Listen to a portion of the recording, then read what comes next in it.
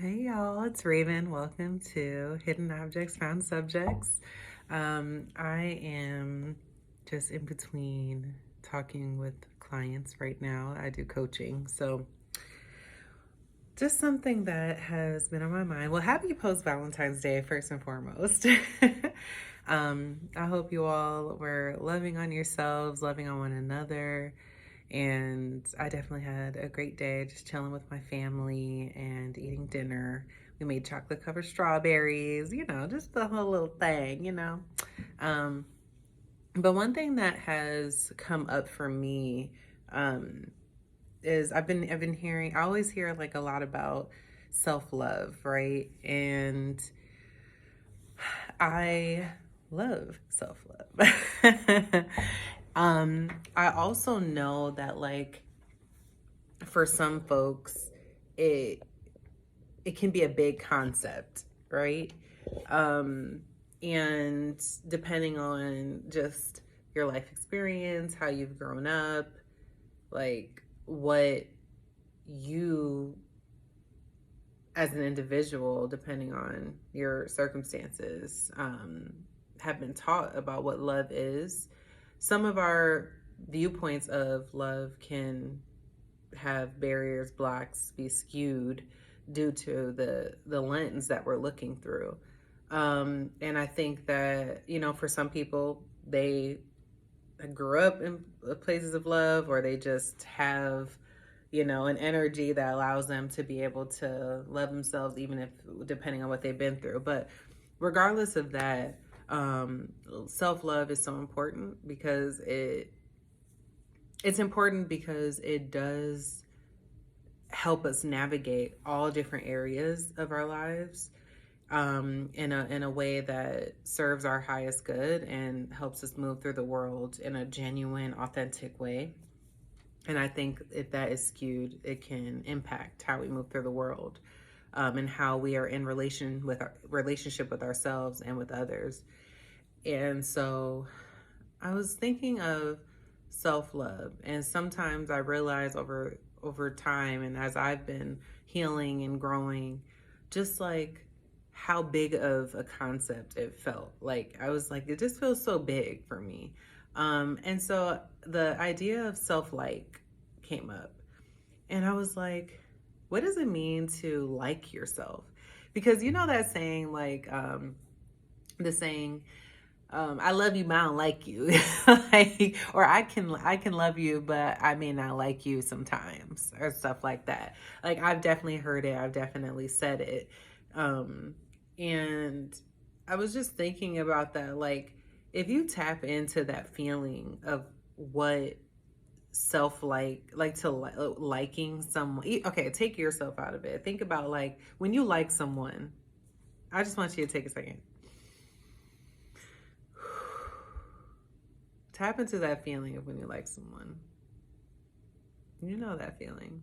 It just feels so good. It's just like, or just like, I like you. You're just so cool. Like, you cool. Like whether it's a friend or romantic or whatever it is, you meet someone, you're just like, I just like you. Tap into that feeling, because we also know what it means to not like someone. Tap into that feeling. You know what that is. And I think that we tend to not like ourselves. And I think that we can, this is nuance, right? Like you can love aspects of yourself. You can love your whole self. You can love these parts, not love those parts, or like these parts, not like those parts. I mean, this is very nuanced. We're humans. Things can change, and depending on what you got going on. But I think that if the concept of loving yourself is too big, maybe narrowing it down and focusing in on how can I like myself? How can I like myself more and more every day? Those little quirks about me, though, the way that I move, the way that I talk, the parts of my body, my stomach, my breasts, like my hair. What are some ways that you can like those parts of yourself?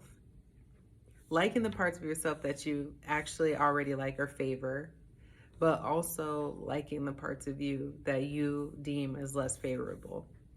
So those days that you have an attitude with somebody, or you're moody, or you didn't get up early, or you made a mistake at work, you felt embarrassed by something. Can you like yourself during those times? I think this is possible. I think this is possible, and I think it's a good practice. And some of the ways that we can start to like ourselves more and create that like relationship is by practice. So, for instance, if I'm in a moody kind of vibe, you know, sometimes my thoughts will go to like, oh, you're being moody. Like, why are you being like that? Like, I don't like you like that. But if I say, like, I'm moody and I just want to just give myself this grace today. And even if those negative thoughts come in, take a deep breath. Really hone in to your body. Like, come back to yourself and counteract it. Hey, I'm in a mood today. And if it happens again tomorrow, hey, I'm in a mood today. You know, can you chuckle at yourself a little bit? Turn on some music that you really like, or a podcast, or just go to take a nap. Go to sleep. Just take time and take it day by day and take those steps to really get in tune with who you are, deep and genuinely who you are, and start creating a relationship with yourself, a liking relationship. Just start there. Get familiar with yourself, get to know your tics. You know, we all have them. Like, we're not always going to be happy, go lucky, jolly every day. Like, that's amazing if we can keep our energy up and keep ourselves high, like in a high vibrational space, so that we can put more love out there into the world. But if you have distaste for yourself constantly and don't like yourself, that gives off a kind of energy in how you treat other people, especially when other people make mistakes or do something like you're like, you know, that if you can't even like yourself in all of your quirks, then it's really hard for that to translate over to the grace and compassion that you show to other people. And of course, like, if you need more support, therapy is always amazing. I don't think it's the end all be all. There's other ways you can do it. I meditate to just understand the thoughts that are roaming through my mind, and to kind of clean house internally. You know, doing tapping. I think it's EFT. I do tapping exercises. You can look on YouTube that touch on your like acupuncture points and help with like your nervous system, working out, moving your body, moving the energy around. So like when you are in a space, it just, I think for me, working out helps me to actually have more compassion for myself.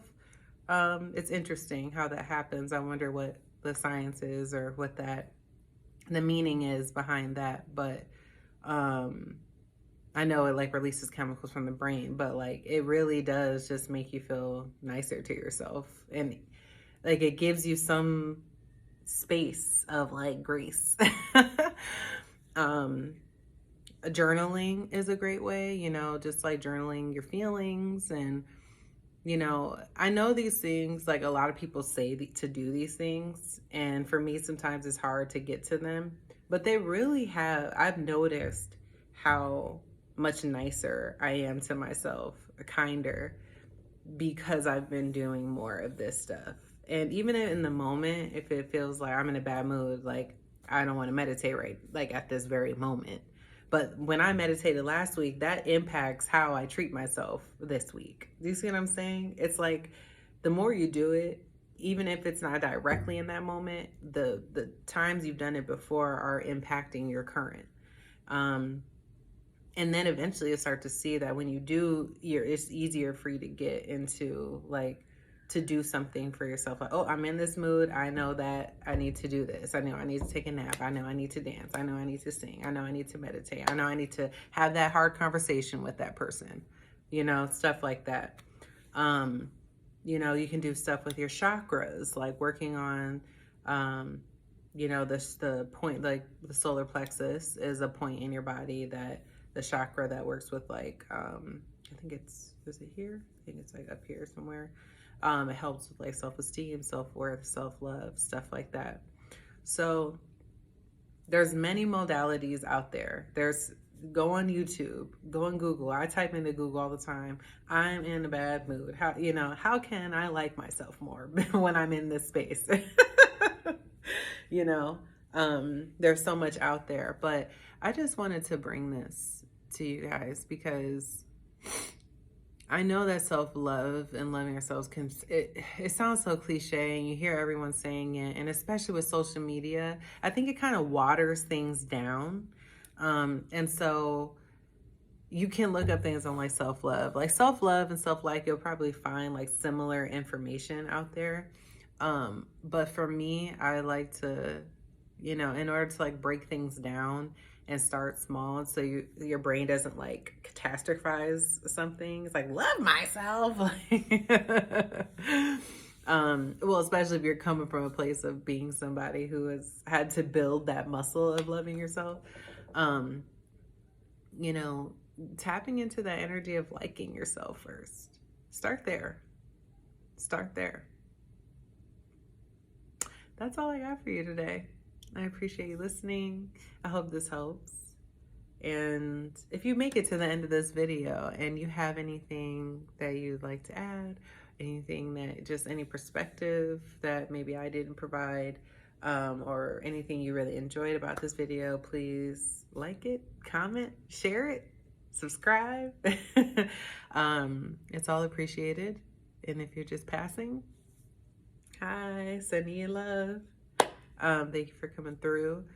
And yeah, if you ever have any other additional topics you want me to talk about, let me know. I'm here for you. Have a beautiful day.